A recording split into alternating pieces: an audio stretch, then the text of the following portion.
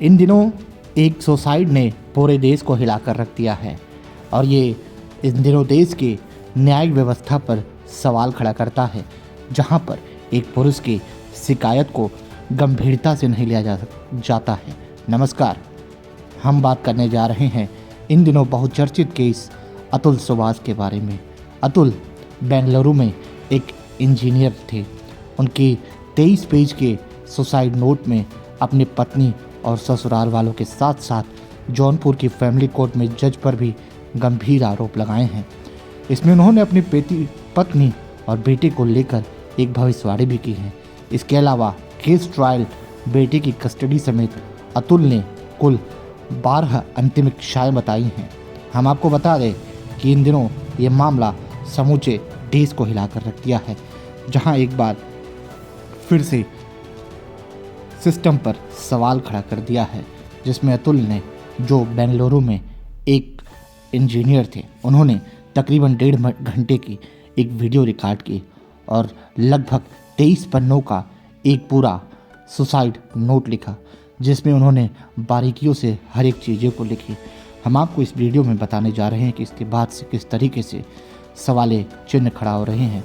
बीती रात ही अतुल की सास और साले को बाइक से तकरीबन 1:30 बजे घर से निकलता देखा गया। इसके बाद जिस तरीके से अतुल के भाई ने बेंगलुरु में ही एक केस दर्ज कराया, जिसमें उन्होंने जौनपुर में पर तमाम लोगों पर आरोप लगाए।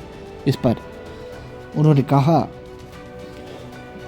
कि भाई को दहेज के लिए प्रताड़ित किया जा रहा था। अतुल अपने पत्नी और बच्चों के परवरिश के लिए 40,000 रुपये महीना दिया करते थे।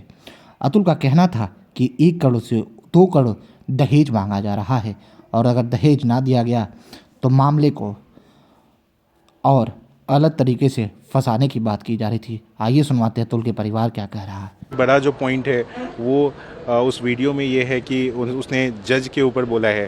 तो मैं मीडिया से ये दरख्वास्त करता हूँ कि मीडिया का मतलब इस बात पे ना आ जाए या इस प्रेशराइज ना किया जाए उनको किसी तरह से कि जज है तो उसके ऊपर कैसे केस किया जा सकता है। बिकॉज जज के ऊपर केस करने में शायद पुलिस वाले भी डर रहे होते हैं कि जज के ऊपर वो उनको परमिशन चाहिए होती है और समथिंग लाइक दैट। तो उनके ऊपर जो है एलिगेशंस जो लगे हैं, इसकी भी जांच आइदर सुप्रीम कोर्ट के द्वारा कुछ कमेटी बना के या कुछ भी करके इस पे देखा जाए कि कैसे उनके ऊपर, या जो पेशकार के ऊपर जो मेरे भाई ने बात करी है कि पेशकार कैसे घूंस लेता है, कैसे क्या करता है। आपने देखा कि अतुल के परिवार के लोग किस तरीके से सारी दास्तान बता रहे हैं और वो कह रहे हैं कि अतुल को कितना टार्चर किया जा रहा था और सिर्फ दहेज के लिए।